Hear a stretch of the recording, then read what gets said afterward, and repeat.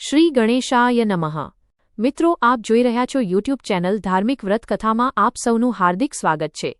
આજના વિડીયોમાં આપણે સાંભળશું અષાઢ માસના કૃષ્ણ પક્ષની એકાદશી નસ જે કામિકા એકાદશી તરીકે ઓળખાય છે। આ એકાદશી ભગવાન નારાયણની કૃપા પ્રાપ્ત કરાવતી અને અશ્વમેઘ યજ્ઞ જેટલું પુણ્ય આપતી મહત્વપૂર્ણ એકાદશી છે। આ વિડીયોમાં આપણે જાણશું કામિકા એકાદશીનો મહિમા, વ્રત કથા, પૂજન વિધિ, મુહૂર્ત અને આજના ખાસ ઉપાયો વિશે। જો આપને આ વિડિયો પસંદ આવે તો લાઇક અને શેર કરજો અને જો આપ અમારી ચેનલ પર નવા હો તો કૃપા કરીને સબસ્ક્રાઇબ કરજો જેથી આવનારા નવા ધાર્મિક વિડિયોની માહિતી આપને તરત મળી શકે। મંગલમ ભગવાન વિષ્ણુ, મંગલમ ગરુડધ્વજ, મંગલમ પુંડરીકાક્ષ, મંગલાય તનોહરી। બોલો લક્ષ્મીપતિ ભગવાન નારાયણની જય। મિત્રો, એકાદશી એ મહિના દરમિયાન આવનારી 11સે તિથિ છે જે શુક્લ પક્ષ અને કૃષ્ણ પક્ષ બંનેમાં આવે છે। વર્ષમાં કુલ 24 એકાદશી આવે છે। જ્યારે પુરુષોત્તમ માસ આવે છે ત્યારે 2 વધીને કુલ 26 એકાદશી થાય છે। બધી એકાદશી ભગવાન વિષ્ણુને સમર્પિત હોય છે। ભગવાન વિષ્ણુના વિવિધ સ્વરૂપોમાં પણ પૂજા કરવામાં આવે છે, જેમ કે શ્રીકૃષ્ણ, નારાયણ, સ્વામિનારાયણ વગેરે। એકાદશીના દિવસે વ્રત રાખવાથી મનોવાંછિત ફળની પ્રાપ્તિ થાય છે અને પાપોનો નાશ થાય છે। અજાણતા થયેલા પાપો, દોષો અને કર્મોની શાંતિ માટે વ્રત, જપ, તપ અને ઉપવાસનું મહત્વ બતાવ્યું છે। એકાદશી એવા દિવસે આવે છે જ્યારે ભગવાન શ્રીનારાયણ પોતે જ પોતાની શક્તિથી પાપોને દૂર કરે છે। તેથી આ તિથિને ઋષિમુનિઓએ ખૂબ જ પાવન અને શુભ માનેલી છે। કામિકા એકાદશી તિથિ અને મુહૂર્ત। હિન્દુ પંચાંગ અનુસાર કામિકા એકાદશી શરૂ થશે 20 જુલાઈ 2025ના રોજ બપોરે 12:12। આ તિથિ પૂર્ણ થશે 21 જુલાઈ 2025ના રોજ સવારે 9:30 વાગ્યે। ઉદય તિથિ મુજબ એકાદશીનું વ્રત 21 જુલાઈ 2025 સોમવારના દિવસે રાખવાનું રહેશે।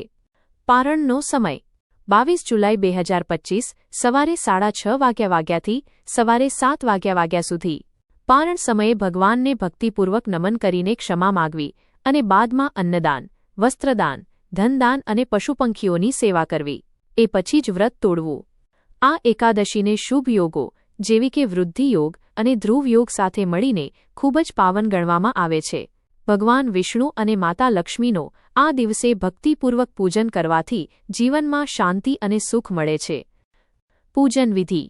વહેલી સવારમાં ઉઠીને સ્નાન કર્યા પછી શુદ્ધ વસ્ત્ર ધારણ કરો, ઘરના મંદિરમાં સફાઈ કરો અને ભગવાન વિષ્ણુના સ્વરૂપનું પૂજન કરો। મૂર્તિ હોય તો પંચામૃત અથવા ગંગાજળ, યમુના જળથી અભિષેક કરો। પછી ભગવાનને પીળા કપડાં પહેરાવો, પુષ્પ, ધૂપ, દીપ, ફળ અને મીઠાઈનો ભોગ અર્પણ કરો। આરતી કરો અને ભગવાનનું નામ સ્મરણ કરો। જો ચિત્ર હોય તો ચિત્ર પણ સાફ કરીને આરતી કરી શકાય। આ રીતે શ્રદ્ધા અને ભક્તિથી કરવામાં આવેલ એકાદશી વ્રત અત્યુત્તમ ફળ આપનાર બને છે અવશ્ય। આરતી કર્યા પછી મંત્ર જાપ કરવો જોઈએ। આ એકાદશીના દિવસે તેનું મહાત્મ્ય અને વ્રત કથા અવશ્ય સાંભળવી જોઈએ। ગીતા પાઠ અને વિષ્ણુ સહસ્ત્ર નામનો જાપ પણ કરવો ખૂબ શુભ માનવામાં આવે છે। એકાદશીનું વ્રત રાખવાથી જાણે અજાણે થયેલા પાપોનો નાશ થાય છે, પિતૃદેવતાઓ પણ પ્રસન્ન થાય છે અને જીવનમાં સફળતા પ્રાપ્ત થાય છે।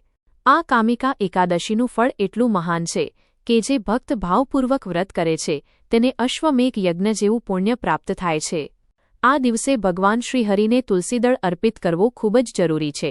જે પણ ભોગ, પ્રસાદ કે ફળો આપણે અર્પિત કરીએ છીએ તેમાં પણ તુલસીદળ રાખવું જોઈએ। તુલસીજીની પણ આજે ખાસ પૂજા કરવી જોઈએ। જો આપ અગાઉના દિવસે તુલસીપત્ર ન તોડી હોય તો આજના દિવસે 2 તુલસીદળ તોડી શકાય છે। ભગવાન નારાયણની પૂજા કરવી, આરતી કરવી અને જો કોઈ વિશેષ મનોકામના હોય તો ભગવાન સામે તે મનોકામના પ્રાર્થનાથી રાખવી જોઈએ। ભગવાન યોગ્ય સમયે અવશ્ય ઇચ્છિત ફળ આપે છે।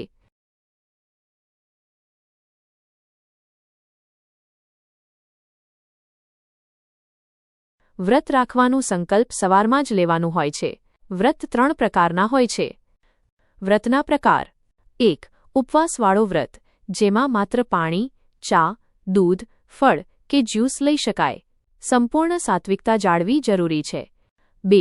નિર્જળ વ્રત, જેમાં કોઈપણ પ્રકારનું દ્રવ્ય પણ લેવામાં આવતું નથી, જલપાન પણ ન કરવું।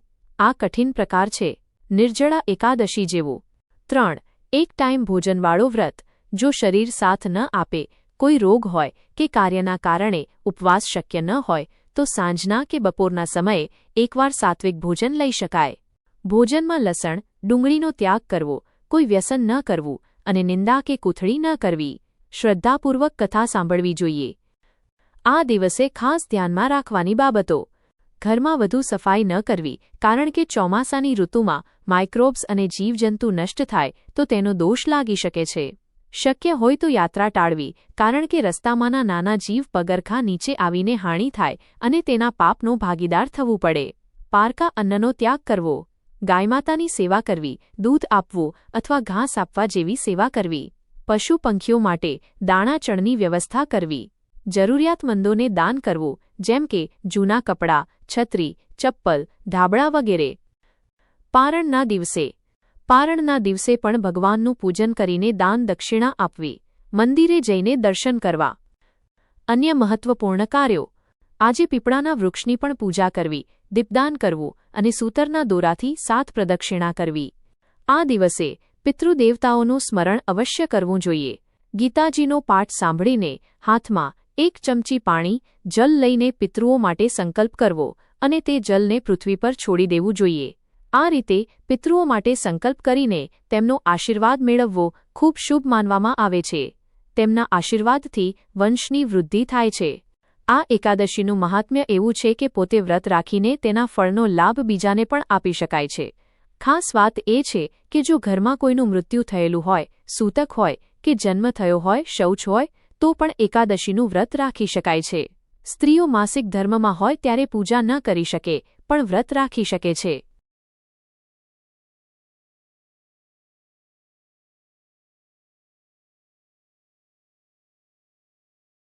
એકાદશીનું વ્રત રાખવાથી ભગવાન વિષ્ણુ તથા તમામ દેવીઓ, દેવતાઓ, નાગ, કિન્નર અને પિતૃદેવતાઓની પૂજા જેવો ફળ મળે છે. કામિકા એકાદશીનું વ્રત એટલું શ્રેષ્ઠ માનવામાં આવે છે કે જે ભક્ત આ દિવસે નાનકડા વાછરડાનું દાન કરે છે તેને અત્યુત્તમ પુણ્ય મળે છે. આજના સમયમાં જીવંત ગાય કે વાછરડાનું દાન શક્ય ન હોય તો તેનું મૂર્તિ સ્વરૂપ પણ દાન કરી શકાય છે. જો તે પણ શક્ય ન હોય તો માત્ર આ એકાદશીનું વ્રત કરવાથી પણ એ પુણ્ય પ્રાપ્ત થાય છે. આ વ્રત તમામ પ્રકારના દુઃખ અને કષ્ટો દૂર કરે છે. પુરાણો અનુસાર એકાદશીનો દિવસ હરિવાસર કહેવાય છે, કારણ કે આ દિવસે ભગવાન શ્રી હરિનું વાસ મનાય છે. તેથી આ તિથિને હરિદિન કે હરિવાસર તરીકે પણ ઓળખાય છે. એકાદશીનું વ્રત હવન, યજ્ઞ અને અન્ય વૈદિક કર્મકાંડોથી પણ વધારે ફળ આપતું માનવામાં આવે છે. એવું પણ કહેવાય છે કે જે ઘરમાં એકાદશીનું વ્રત થાય છે ત્યાંના પિતૃદેવતાઓ સદાય પ્રસન્ન રહે છે અને સ્વર્ગમાં સ્થાન પામે છે. સ્કંદ પુરાણ મુજબ એકાદશી વ્રતના દિવસે ઘઉં અને મસાલાવાળી શાકભાજી ખાવું નિષિદ્ધ છે. વૈજ્ઞાનિક દ્રષ્ટિએ પણ દર 15 દિવસ પછી આવતું આ વ્રત શરીર માટે લાભદાયી છે. વ્રતના નિયમો: દશમીના સંધ્યા સમયે બ્રહ્મચર્યનું પાલન કરવું. દરેક વ્યક્તિ - બાળકથી વૃદ્ધ સુધી આ વ્રત રાખી શકે છે. રાત્રે જાગરણ કરવું અથવા ઓછામાં ઓછું 12 વાગ્યા સુધી ભગવાનનું સ્મરણ, જપ, ભજન, ધૂન કરવી. સવારના સમયે સૂર્યદેવને અર્ઘ્ય આપવો જોઈએ, કારણ કે સૂર્યદેવ પણ ભગવાન નારાયણના સ્વરૂપ માને છે. દીપદાનનું મહત્વ: આજે દીપદાનનું પણ વિશેષ મહત્વ છે. ભગવાનની સામે દીપક પ્રગટાવવાથી પિતૃદેવતાઓ પ્રસન્ન થાય છે અને ભગવાન જીવનમાં પ્રકાશ પાથરે છે એવું માનવામાં આવે છે. સહસ્ત્ર દીપક દાનનું પુણ્ય પણ આજે પ્રાપ્ત થાય છે. ભલે આપણે ઘરમાં ભગવાનની સામે દીવો પ્રગટાવીએ કે મંદિર જઈને દીવો પ્રગટાવીએ, બંનેનું સમાન પુણ્ય છે. ભગવાન પ્રસન્ન થાય છે અને આપણા જીવનમાં સાચો માર્ગ બતાવે છે. અષાઢ માસના કૃષ્ણ પક્ષની એકાદશીનું વિશેષ મહાત્મ્ય છે. ચાલો હવે સાંભળીએ આ કામિકા એકાદશી વ્રતની કથા, જે ભગવાન શ્રીકૃષ્ણે ધર્મરાજ યુધિષ્ઠિરને સંભળાવી હતી. એક વખત ધર્મરાજ યુધિષ્ઠિરે ભગવાન શ્રીકૃષ્ણને કહ્યું, હે ભગવાન, મેં દેવશયન એકાદશી વિશે સાંભળ્યું છે. હવે કૃપા કરીને મને અષાઢ માસના કૃષ્ણ પક્ષની એકાદશી વિશે કહો. તેનું નામ શું છે, કઈ રીતે તેનું વ્રત કરાય છે અને કયા દેવતાની પૂજા કરવી જોઈએ? ત્યારે ભગવાન શ્રીકૃષ્ણ યુધિષ્ઠિરને કહે છે, હે રાજન, હવે હું આ એકાદશીની કથા કહું છું, તમે ધ્યાનથી સાંભળો. આ એકાદશીનું નામ કામિકા એકાદશી છે. આ કથા ભગવાન બ્રહ્માજીએ નારદજીને સંભળાવી હતી. નારદજીએ એક વખત બ્રહ્માજીને પૂછ્યું, હે પિતામહ, મને અષાઢ માસના કૃષ્ણ પક્ષની એકાદશીની કથા જાણવી છે. કૃપા કરીને તેની વિધિ અને મહિમા કહો.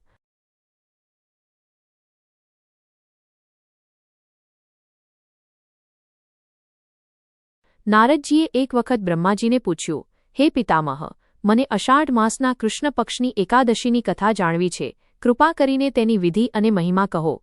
ત્યારે બ્રહ્માજીએ કહ્યું, હે નારદજી, તમે સુંદર પ્રશ્ન કર્યો છે. તમે ધ્યાનથી સાંભળો. આ એકાદશીનું નામ કામિકા છે. માત્ર આ કથા સાંભળવાથી જ ભક્તને યજ્ઞ જેવું પુણ્ય મળે છે. આ દિવસે શંખ, ચક્ર, ગદા અને પદ્મ ધારણ કરનાર ભગવાન વિષ્ણુની પૂજા કરવામાં આવે છે. જે ભક્ત ધૂપ, દીપ, નૈવેદ્ય વગેરેથી ભગવાનની ભક્તિપૂર્વક પૂજા કરે છે તેને ગંગા નદીમાં સ્નાન કરતાં પણ વધારે પુણ્ય મળે છે. સૂર્યગ્રહણ, ચંદ્રગ્રહણ, કેદારનાથ અને કુરુક્ષેત્રમાં સ્નાન કરવાથી જે પુણ્ય મળે છે તે ભક્તિપૂર્વક ભગવાનની પૂજા કરવાથી મળતું છે. સમુદ્ર, વન અને પૃથ્વી દાન કરતાં વધુ પુણ્ય પણ આ દિવસે વિષ્ણુ ભગવાનની પૂજાથી મળે છે. સિંહ રાશિમાં ગોદાવરી નદીમાં સ્નાન કરવું કે વ્યતિપાત યોગમાં ગંડકી નદીમાં સ્નાન કરવું એ બધાથી મળતું પુણ્ય પણ કામિકા એકાદશીના વ્રતથી વધારે છે. ભલે આપણે રોજ ભગવાનની પૂજા ન કરી શકતા હોઈએ, પરંતુ આ એકાદશીનું વ્રત એકવાર તો અવશ્ય કરવું જોઈએ. જે ભક્ત આ વ્રત કરે છે તેણે જાણે તમામ દેવો, નાગો, કિન્નરો અને પિતૃદેવતાઓની પૂજા કરેલી માનવામાં આવે છે. આ વ્રત પાપોને નષ્ટ કરનાર છે. જે વ્યક્તિ પાપોથી ડરે છે અને સંસારના દુઃખોમાંથી મુક્તિ માંગે છે તેને આ કામિકા એકાદશીનું વ્રત અવશ્ય કરવું જોઈએ. બ્રહ્માજી આગળ નારદજીને કહે છે, હે નારદ, ભગવાન વિષ્ણુએ પોતાના મુખેથી કહેલું છે કે જે ફળ અધ્યાત્મ વિદ્યા દ્વારા મળે છે તેનાથી પણ વધુ પુણ્ય કામિકા એકાદશીના વ્રતથી મળે છે.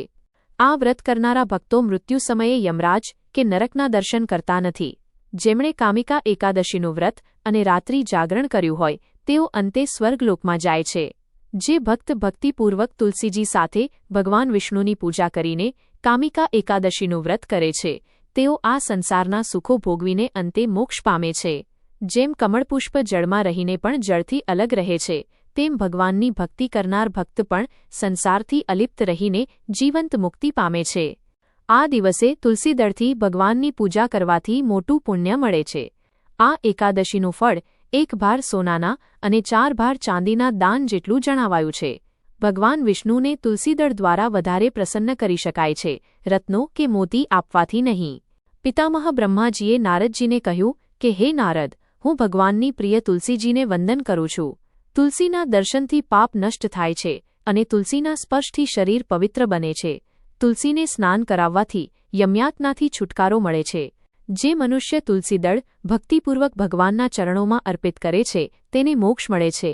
જેમણે કામિકા એકાદશીની રાત્રિએ જાગરણ કર્યું હોય અને દીપદાન કરેલું હોય તેમના પુણ્યનું લેખાજોખા કરવો ચિત્રગુપ્તને પણ મુશ્કેલ થાય છે.